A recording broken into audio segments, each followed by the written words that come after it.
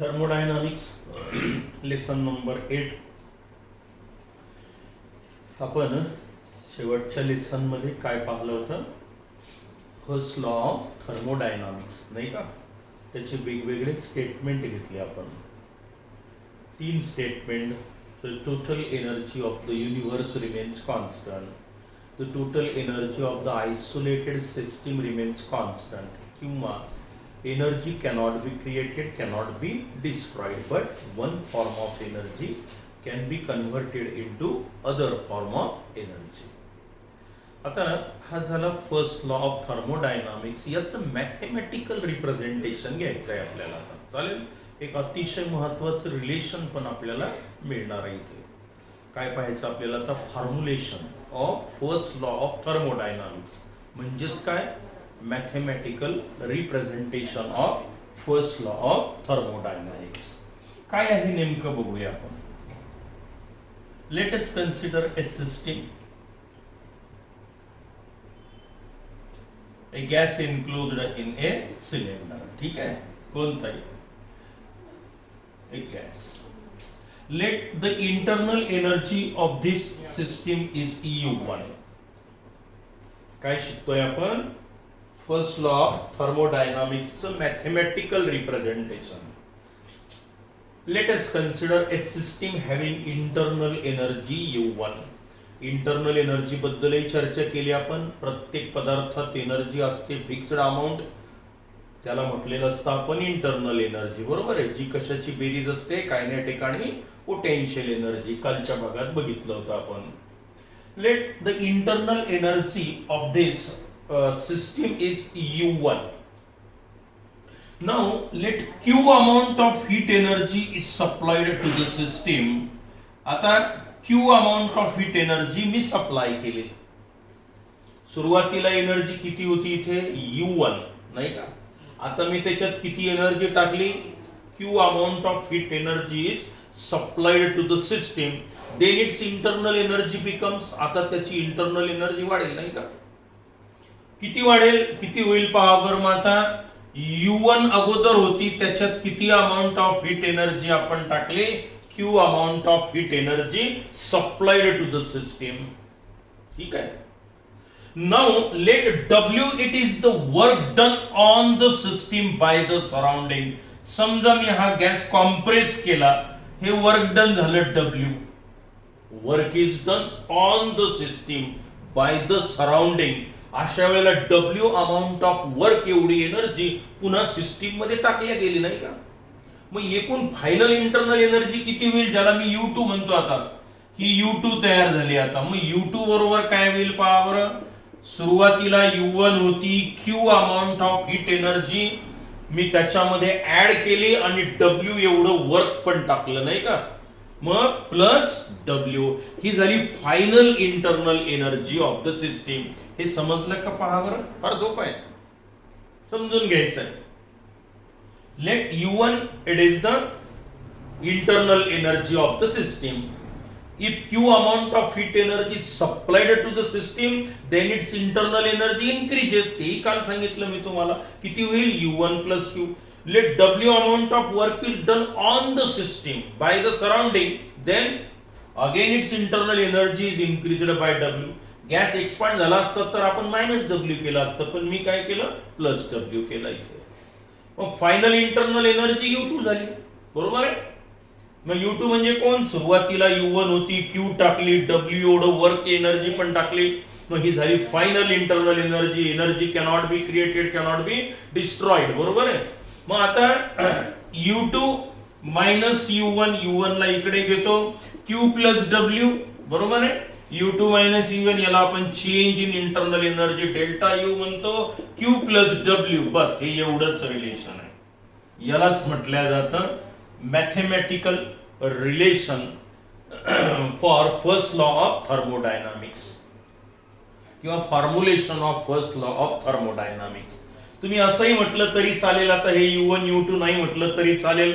Late Q amount of heat energy supplied to the system, then its internal energy is increased by Q, and if W is work done on the system, then total internal energy change delta U becomes Q plus W, असंही म्हटलं तरी चालेल किंवा हे असंही लिहिलं तरी चालतं. मग आता हा चेंज जर लहान असेल, थोडक्यात काय चेंज जर लहान असेल तर हा change du is equal to D Q plus D W असं लिहिण्याचा प्रघात आहे.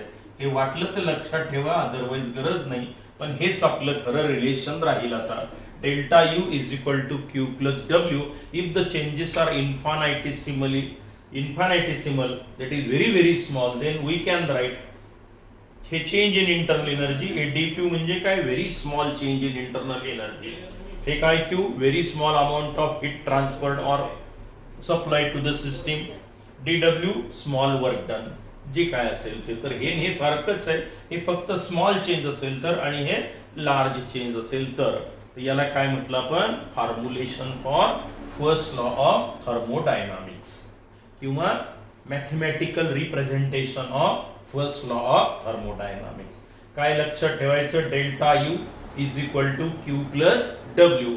डब्ल्यू म्हणजे कोण असतं माहितीये ना, मायनस पी डेल्टा व्ही, म्हणजेच delta U is equal to Q minus P delta V पण तुम्ही लिहू शकता. म्हणजेच काय, Q is equal to delta U plus P delta V. हे इकडे आणा, हे लिहिता येतं, हे सगळं तेच आहे.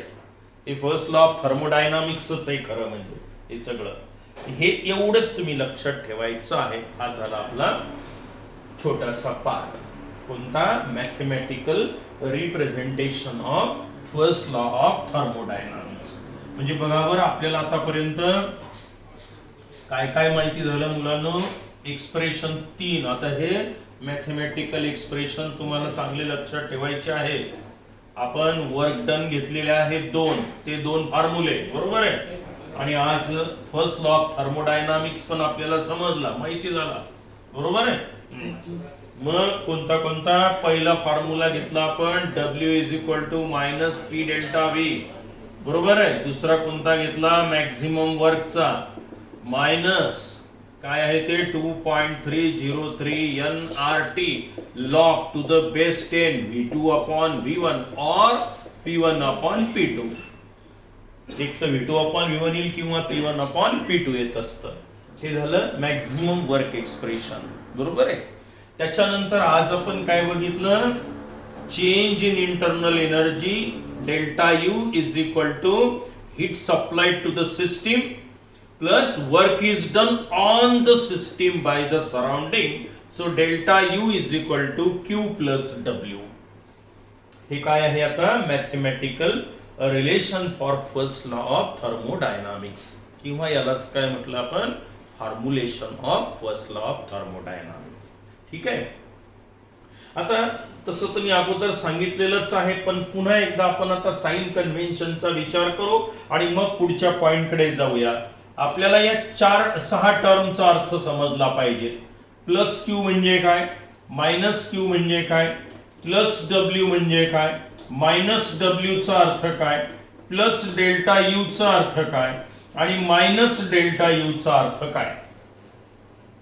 पहा, काही विचारल्या जाऊ शकतं परीक्षेत, पण त्याच्याशिवाय थर्मोडायनामिक्सचं आकलन होत नाही मुलांना, बरं का. मग प्लस क्यू चा अर्थ काय, Q amount of heat energy is supplied to the system or it is absorbed by the system. Q amount of heat energy बाहेरून सप्लाय केली तुम्ही सिस्टीमला, मग ती वाढली त्याची सिस्टीमची म्हणून प्लस क्यू.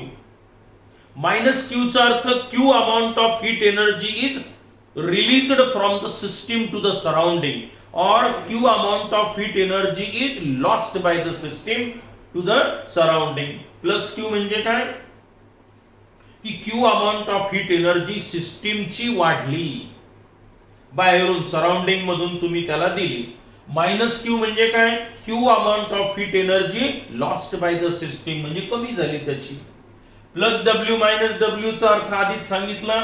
प्लस डब्ल्यू म्हणजे काय, वर्क ऑफ कॉम्प्रेशन म्हटलं आपण याला. म्हणजेच काय, work is done on the system by the surrounding. Minus W चा अर्थ expansion of the gas. Expansion आपोआप होईल का, नाही, कोण करेल, सिस्टीम. म्हणजे काय, work is done by the system on the surrounding. Plus delta U, increase in the internal energy. Delta U म्हणजे कोण, U2 minus U1. U1 initial हे फायनल, हे पॉझिटिव्ह कधी येईल? U2 जास्त असेल, मोठा असेल U1 पेक्षा, म्हणजे सुरुवातीला U1 होती, आता वाढली U2 झाली पॉझिटिव्ह. म्हणजेच काय? पॉझिटिव्ह डेल्टा यू म्हणजे काय? Internal energy of the system increases. आणि मायनस डेल्टा यू म्हणजे काय? जर कमी झाली, सुरुवातीला U1 होती, आता त्यातली कमी झाली, म्हणजे शिल्लक कमी राहील, लहान क्वांटिटीतून मोठी क्वांटिटी गेली, उत्तर काय येईल? निगेटिव्ह येईल. मग अशा वेळेला काय काय म्हणायचं पहायला. प्लस डेल्टा यू म्हणजे काय? Increase in internal energy, increase in internal energy. काही शंका? मायनस डेल्टा यू म्हणजे काय? मग डिक्रीज इन इंटरनल एनर्जी, बरोबर. Plus W minus W, plus W म्हणजे काय? वर्क ऑफ कॉम्प्रेशन, म्हणजेच काय? Work is done by the system on surrounding. Plus W work is done on the system, sorry plus W आहे, work is done on the system by the surrounding. काही अडचण? Minus W म्हणजे work of expansion, expansion झालं म्हणजे कोणी केलं? Work, system न केलं, म्हणून काय म्हणू आपण? Work is done by the system on the surrounding. काही अडचण? प्लस क्यू म्हणजे काय? Heat is absorbed by the system. Q amount of heat energy absorb केली म्हणजे वाढली. आणि मायनस क्यू म्हणजे काय? Heat is lost by the system, heat absorbed by the system. आणि minus Q, Q amount of heat lost किंवा released, lost by the system. आता याचा काही अडचण आहे का पहा, कारण याचा अर्थ समजलाच पाहिजे तुम्हाला. प्लस क्यू मायनस क्यू, समजा 100ची नोट मी खिशात टाकली तर प्लस झाले का मायनस झाले? माझ्याकडे प्लस झाले. आणि समजा मी 100 रुपये काढून किंवा 300 रुपये काढून दिले, म्हणजे माझ्या खिशातले ते काय होतील? कमी होतील, मायनस. तसंच आहे, Q amount of heat energy आली positive, Q amount of heat energy system मधून निघून गेली मायनस, डब्ल्यू वर्क टाकलं तुम्ही बाहेरून म्हणजे सिस्टीमचं वाढलं म्हणून positive. Minus W work of expansion, expansion करायसाठी गॅसची एनर्जी खर्च झाली नाही का, म्हणजे ती एनर्जीच कमी झाली ना वर्क एवढी, म्हणून minus W. Plus delta U increase in internal energy आणि minus delta U decrease in the internal energy. हे अर्थ चांगले लक्षात ठेवा, कारण पुढचा पॉइंट आपला त्यावरच आधारित आहे. मग आता आपल्याला हे सगळं माहिती झालं, काही अडचण कोणाला याच्यात? आणि आता जाऊया आपण पुढच्या पॉइंटकडे, की जो अतिशय महत्वाचा भाग तुमच्या एंट्रन्स एक्झाम मध्ये, ज्यावर 100% दरवर्षी प्रश्न विचारतात, बोर्डाच्या परीक्षेतही विचारतात, ते आपल्याला आता पाहायचं आहे. ते आहे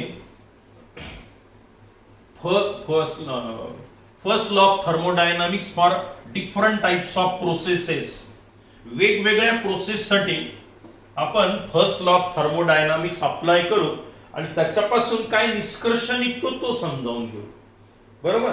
आणि हे विचारल्या जातं परीक्षेत, नेहमी प्रश्न असतात, MCQ असतात यावर. मग फर्स्ट लॉ ऑफ थर्मोडायनामिक्स आपल्याला काय काय माहिती आहे? W is equal to minus P delta V, हे एक्सटर्नल प्रेशर असतं, बरोबर आहे. एक फॉर्म्युला माहिती आहे तुम्हाला.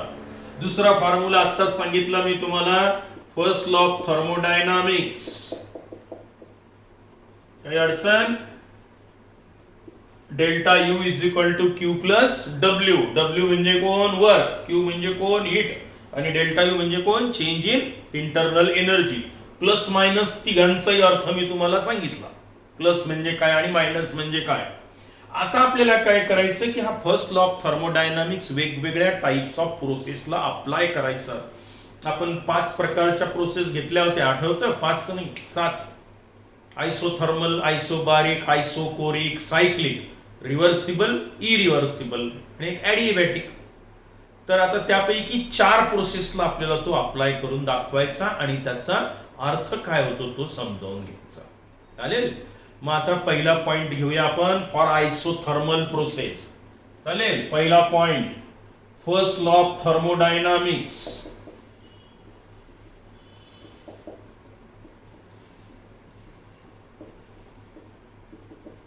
For isothermal process. आयसो म्हणजे सारखं, थर्म म्हणजे टेम्परेचर, आयसोथर्मल प्रोसेस म्हणजे काय म्हणता येईल मग, it is the process which is carried out at constant temperature. आठवली definition, the process which is carried out at constant temperature. Temperature बदलू द्यायचं at constant temperature. So here change in temperature delta T is equal to 0. एक system आहे, याचं temperature बदलू द्यायचं नाही, मग त्याची इंटरनल एनर्जी पण बदलणार नाही. समजा मी एनर्जी दिली किंवा बाहेर काढली तर टेम्परेचर कमी जास्त होईल. मी याला बाहेरून एनर्जी दिली तर टेम्परेचर वाढेल, काढून घेतली तर टेम्परेचर कमी होईल. पण बदलूच दिलं नाही टेम्परेचर, टेम्परेचर कॉन्स्टंट आहे, म्हणजे मग अशा वेळेला त्याची इंटरनल एनर्जी बदलणार नाही. हे चांगलं लक्षात घ्या. For isothermal process, change in temperature delta T is equal to 0 and here delta U is also 0. Internal energy does not changes. मग इंटरनल एनर्जी बदलत नाही, डेल्टा U 0 असतो. टेम्परेचर जर कॉन्स्टंट असेल तर इंटरनल एनर्जी बदलणार नाही. मग आता फर्स्ट लॉ ऑफ थर्मोडायनामिक्स काय आहे, delta U is equal to Q plus W, but for isothermal process delta U is equal to 0, so we get 0 is equal to Q plus W, so we get Q is equal to minus W or W is equal to minus Q. ही minus sign इकडे आणता येते आपल्याला. आता मला अर्थ सांगा, तुम्हाला समजतो का काय होतं ते. आयसोथर्मल प्रोसेस आहे आणि first law of thermodynamics me apply केला. आयसोथर्मल म्हणजे कोण, टेम्परेचर बदलत नाही. आणि आता आज पुन्हा लक्षात ठेवा, जर टेम्परेचरच बदललं नाही तर आणखी कोण बदलत नाही, इंटरनल एनर्जी पण बदलणार नाही. मग डेल्टा टी 0, डेल्टा यू पण 0. आता फर्स्ट लॉ ऑफ थर्मोडायनामिक्स मी लिहिला. First law of thermodynamics for isothermal, हे झालं आयसोथर्मल प्रोसेस. हा झाला first law, delta U 0, Q plus W इकडे 0, याला इकडे आणा, क्यू इक्वल टू डब्ल्यू इकडे आणला, किंवा काय केलं मी आता इथे W equal to minus Q लिहिला. हा क्यू इकडे आणला तर काय झालं, W equal to minus Q अगोदर लिहिलं, किंवा मायनस साइन इकडे आणू शकता तुम्ही, म्हणजे हे पण येऊ शकतं. बरोबर आहे. आता याचा अर्थ पहा काय होतो, याचा अर्थ समजला पाहिजे तुम्हाला. आता if Q amount of heat energy is supplied to the system at constant temperature, then what happen? Q amount of heat energy तुम्ही सिस्टीमला सप्लाय केली. बघा आता आपली सिस्टीम आहे ही अशी, याचा अर्थ आपल्याला समजला पाहिजे. खरं म्हणजे जर तुम्हाला थर्मोडायनामिक्स आणि इंजिनिअरिंग समजून घ्यायचं असेल तर हा अर्थ समजला पाहिजे. बरोबर आहे. आता पहा काय केलं आपण, एक गॅस एन्क्लोज इन ए सिलेंडर, ही झाली सिस्टीम. बरोबर आहे. आता याची टेम्परेचर कॉन्स्टंट आहे, हे बदलत नाही, इंटरनल एनर्जी पण बदलत नाही. टेम्परेचर बदललंच नाही तर इंटरनल एनर्जी बदलणार नाही. आता मी काय केलं, याला Q amount of heat energy supply केली. मग आता क्यू एनर्जी तर मी सप्लाय केली, मग त्याच्यामुळे टेम्परेचर तर बदललं नाही, मग एनर्जी गेली कुठे. Energy cannot be created, cannot be destroyed. First law of thermodynamics. मग टेम्परेचर बदललं नाही, इंटरनल एनर्जी बदलली नाही, इंटरनल एनर्जी जी होती तीच आहे, म्हणजे change in internal energy 0.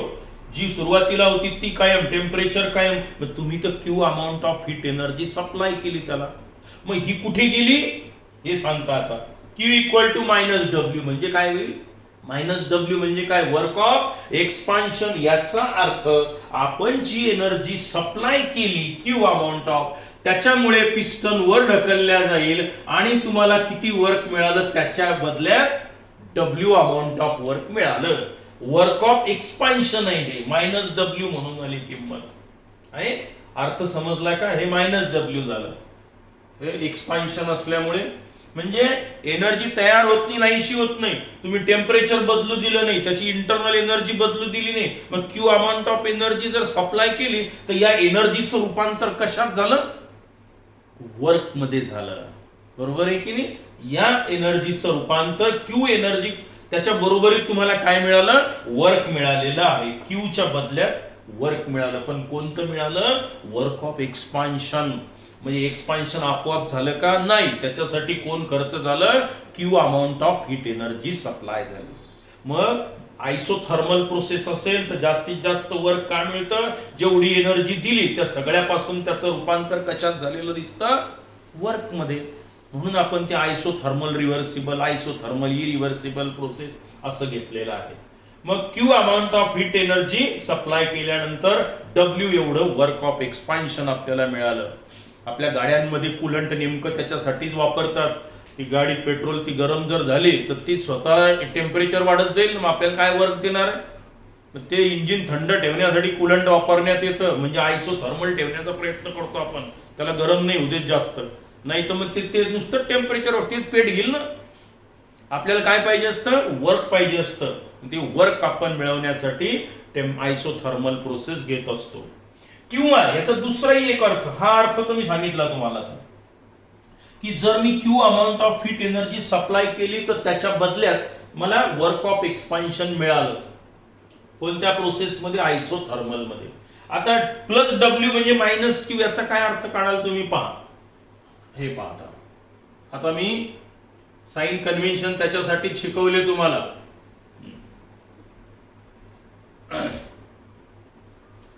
Temperature T आहे, इंटरनल एनर्जी U आहे, दोघेही बदलत नाही. आता W म्हणजे काय? Positive W. Work is done on the system by the surrounding. समजा मी W अमाऊंट ऑफ वर्क याच्यात ऍड केलं, हे W plus W, work of compression. आता टेम्परेचर वाढून नाही राहिलं, इंटरनल एनर्जी वाढत नाही, मग वर्क म्हणजे एनर्जी तर टाकली तुम्ही, मग वाढायला तर पाहिजे होतं. मग अशा वेळेला जर टेम्परेचर बदलत नाही, इंटरनल एनर्जी बदलत नाही, पण डब्ल्यू अमाऊंट ऑफ वर्क एवढी एनर्जी तुम्ही त्या सिस्टीम मध्ये टाकली, मग आता टेम्परेचर कॉन्स्टंट ठेवण्यासाठी काय होईल माहितीये का? हे Q amount of heat energy lost by the system. W work जर तुम्ही टाकलं तर कॉन्स्टंट टेम्परेचर असल्यामुळे त्याची इंटरनल एनर्जी बदलणार नाही. तुम्ही जेवढं वर्क ऑफ कॉम्प्रेशन ऍड केलं, ती वाढलेली जी हीट आहे ती सराउंडिंग मध्ये ती सिस्टीम टाकून देईल, -Q. हे बघा, काही अर्थ हा सगळ्यात महत्वाचा आहे की प्लस डब्ल्यू म्हणजे कोण आलं? -Q. If W amount of work is done on the system, then Q amount of heat energy is lost by the system to keep the temperature constant or to keep the internal energy constant. कारण process मुळात isothermal आहे म्हणून. म्हणजे isothermal प्रोसेसला काय घडून आलं मुलांनो? ह्या दोन्ही गोष्टी तुमच्या लक्षात आल्या पाहिजेत. साइन कन्व्हेन्शन नुसार Q amount of heat energy जर तुम्ही सप्लाय केली तर कॉन्स्टंट टेम्परेचरला काय होईल? वर्क ऑफ एक्सपान्शन होईल. आणि जर कॉन्स्टंट टेम्परेचरला work is done on the system असेल तर Q amount of heat energy is lost by the system. मग बघा, अतिशय महत्वाचा एपिसोड आहे हा आणि पुढचा. हे सगळं जे आपलं टू व्हीलर बाईकचं जे मेकॅनिझम आहे ती याच्यावरच आधारित आहे. कुठलंही हिट इंजिन म्हटलं, हिट इंजिन, तिथे हेच प्रिन्सिपल चालतं. जास्तीत जास्त वर्क कसं मिळवण्यात येतं आपल्याला. आपण जे वर्क ऑफ एक्सपान्शन वगैरे बघितलं की नाही, मॅक्झिमम वर्क वगैरे, तर ते म्हणजे ऍक्च्युली त्या पिस्टनचं प्रिन्सिपलच आहे. ते आपल्या मोटार बाईक मध्ये एक पिस्टन दाखवतात बघा, असं असं तेच आहे ते. एक आपलं ते हे पिस्टन, याच्यातूनच वर्क मिळवत असतो आपण. ते ऍक्च्युली तो कन्सेप्टच शिकत असतो आपण. बऱ्याच जणांना कळतच नाही की थर्मोडायनामिकचा आणि त्या हीट इंजिनचा काय संबंध आहे. हा असा संबंध आहे. अर्थात मला इथे त्याच्यावर चर्चा करायची नाही. हा एपिसोड आपण इथे पूर्ण करू आणि नंतर वेगवेगळ्या आयसोथर्मल, आयसोबारिक, आयसोपोरिक आणि ॲडिएबॅटिक चारही प्रोसेससाठी आज आपण आयसोथर्मल साठी पाहिलं. ठीक आहे.